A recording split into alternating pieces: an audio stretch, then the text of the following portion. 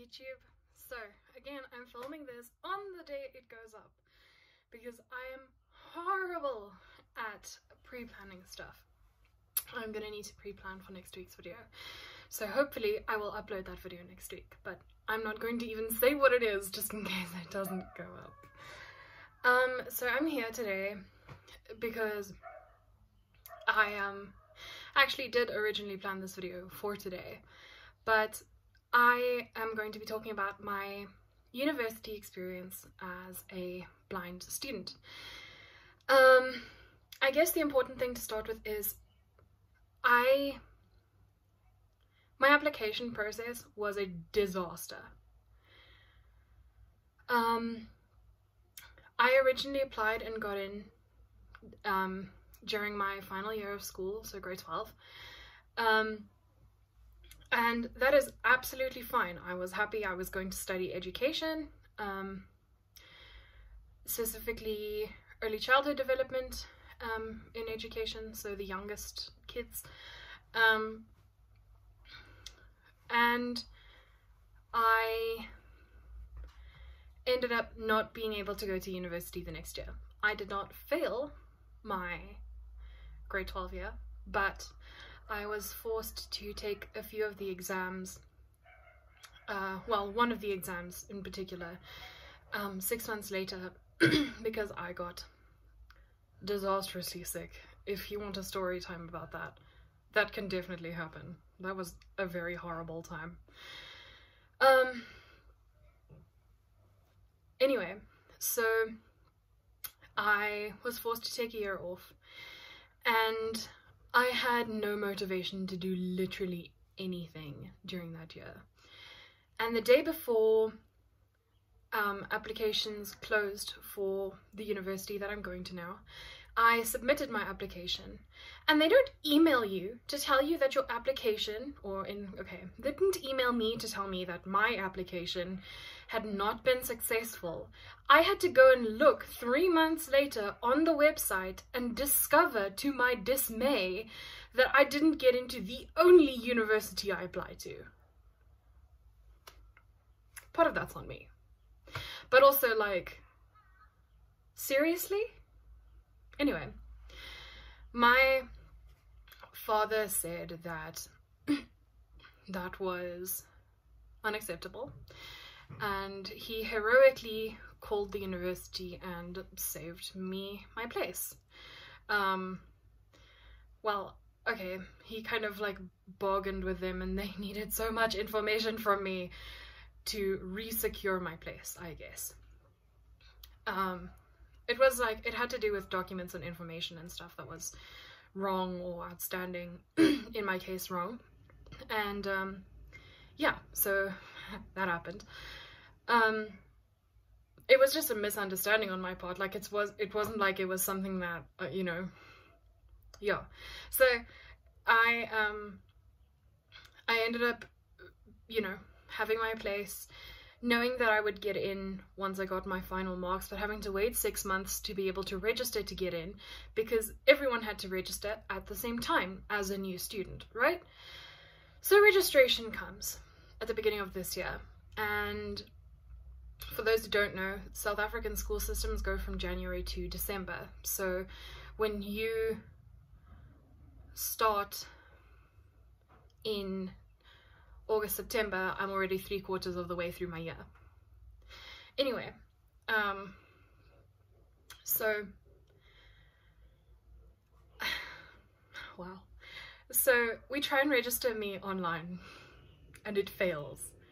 It does not want to work.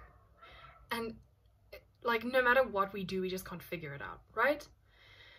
So we have to go in and register me for my subjects. That's fine. We do it. I'm registered. Yay, let me start planning for everything, because I'm a planner, right? So I work out my schedule, you know, like my class schedule and stuff, and I wait for like almost 2 weeks to, like, for the semester to start. The semester starts, and oh no, backtrack.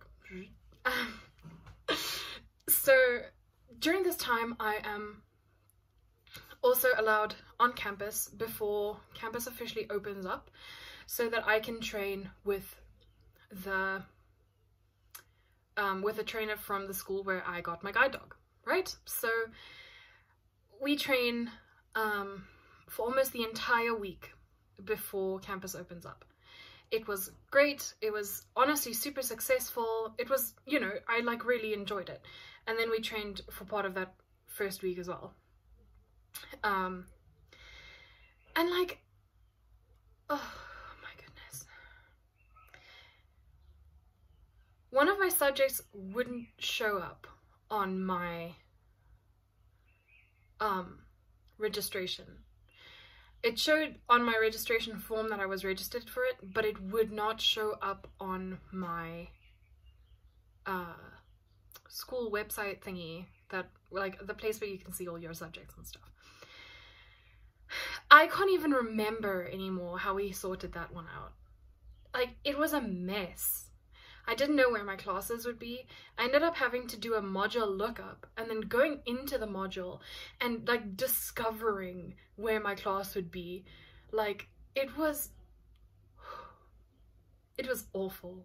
Honestly, like I can't even begin to describe how much stress that was for me, because with me being a planner, you also got like,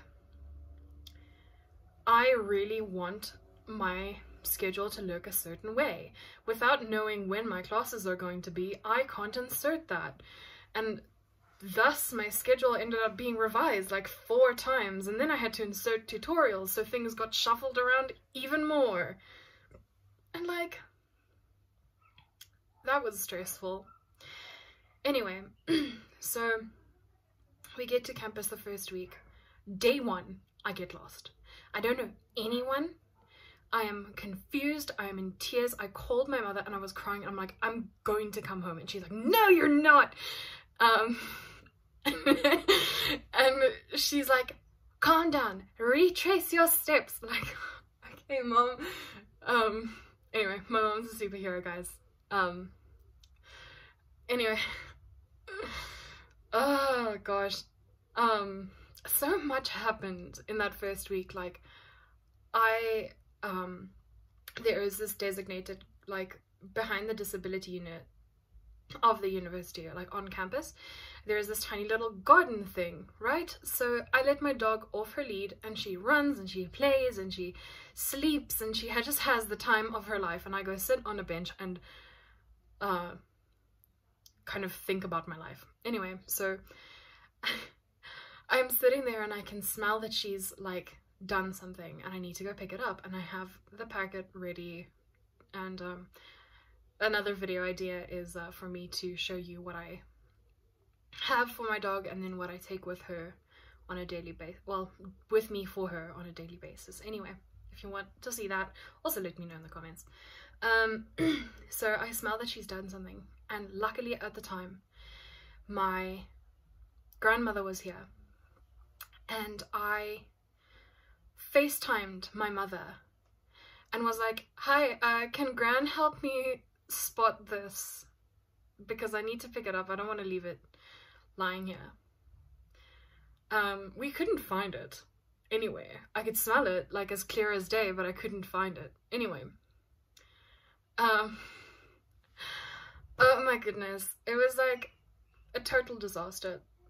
Some of my subjects ended up changing around, like the venues ended up changing around, and transport to campus ended up changing, and a whole bunch of stuff like just happened, and I like got myself through it and stuff. And there's still like places I need to go on campus and I don't know where they are, and I like walk there with friends and stuff because I can't. Anyway, I say this like my dog and I are not a like completely independent team. We really are, and we work super well together, but my brain does not know how to comprehend the entire layout of a campus. I don't know where everything is. Anyway, then my dog starts slowing down. Guys, my dog will not walk me home because she loves campus. I'm like, I don't know. I know it's because she loves campus. She is like, oh, she's so cute. Guys, oh my gosh. she is like the dearest animal. She will walk me to classes really fast, and then it takes us like 10 minutes to walk up a hill and go home. I'm not even joking. No matter what I do, no matter how much I encourage her. And so then I had to get someone in to come and help me with that. That's a mess. Okay, so now we get to lockdown.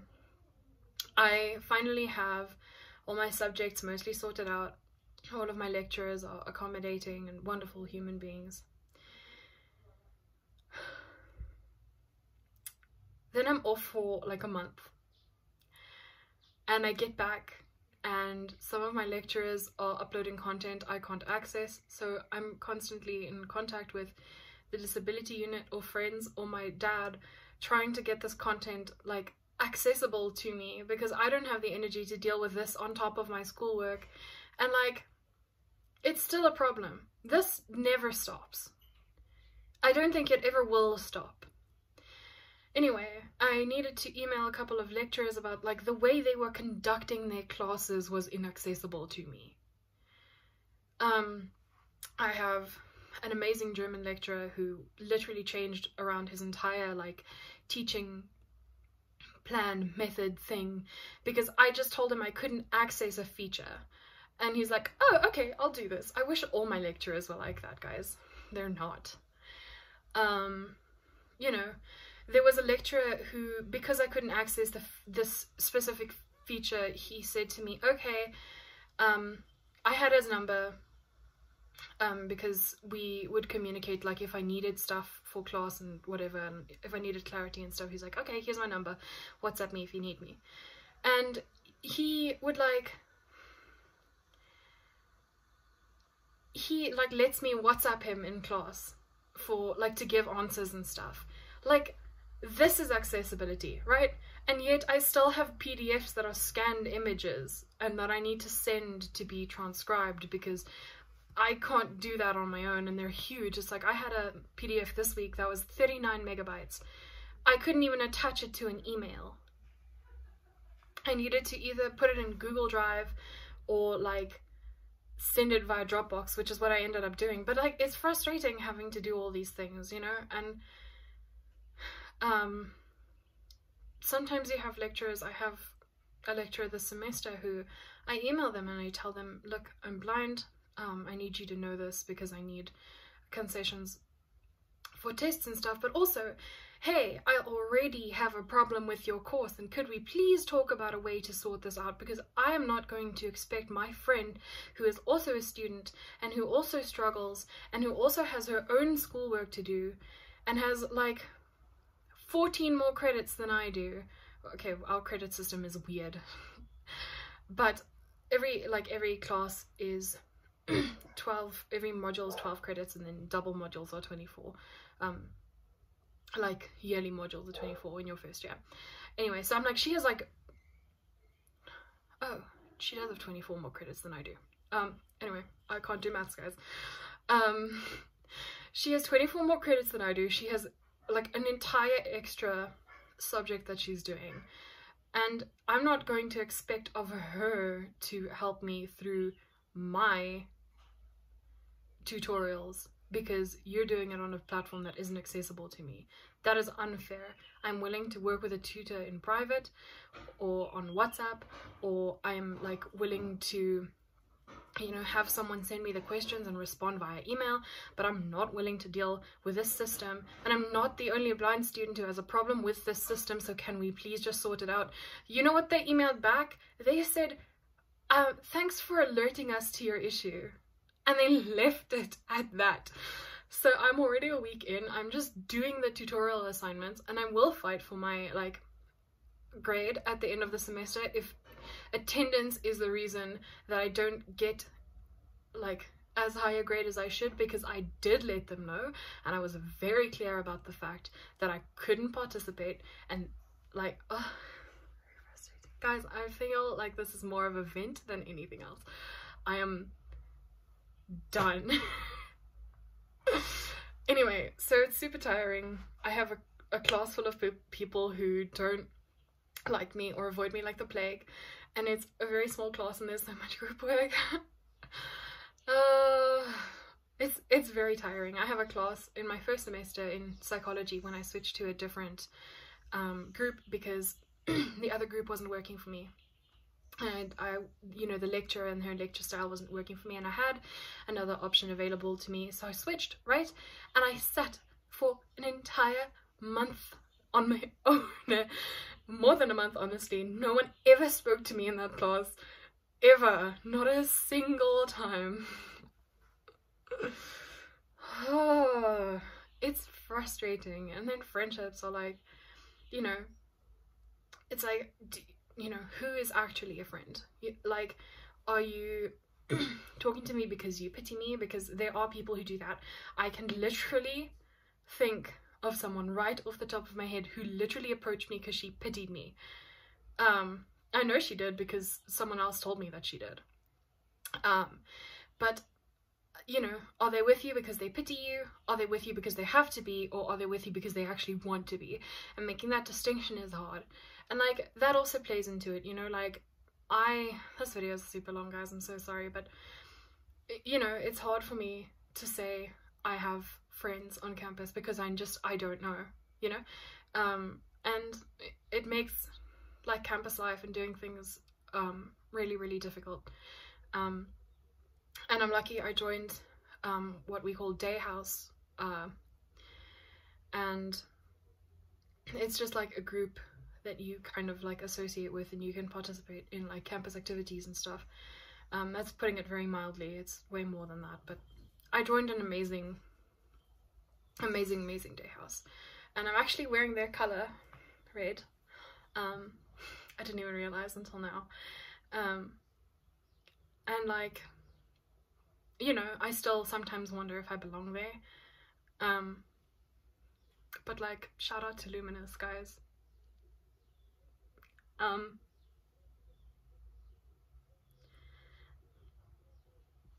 I guess like lockdown and stuff, it's like really hard because I don't know, I miss people, and group work online is so much more difficult because I'm forced to interact with people that I wouldn't usually interact with, but not only that, they wouldn't usually interact with me, and they're also forced to interact with me, and they know who I am. And if they don't, it's really awkward explaining to them that I'm the blind girl and that I'm struggling with my book, or my book doesn't have the image that we're working with. It's a lot. It really is. And I'm really grateful to like friends like Hannah and Marizal, and there's so many people. Everyone from Luminous, like everyone on the external committee. Oh gosh, I miss everyone so much. You know, people who would greet me. Oh, Kate and Gabby. Just people who really understood me. I miss like being selective about, you know, who I spoke to, and like I made an amazing friend this lockdown, who is actually in the class where like no one will talk to me. So I really just want to get back to campus so that I can actually work with someone who wants to work with me, kind of thing. Yeah, like, it's a struggle, and I feel like I will make so many more videos about, you know, why this is hard and why it feels like,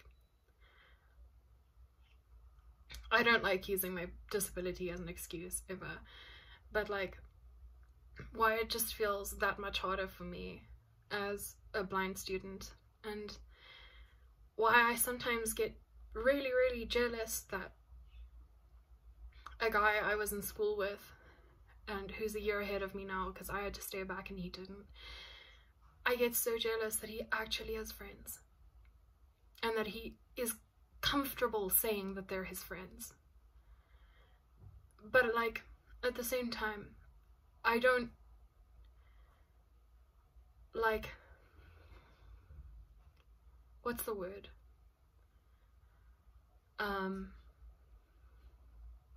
You know, he's allowed to have that, and I'm really happy for him that he does, because I know how hard it is.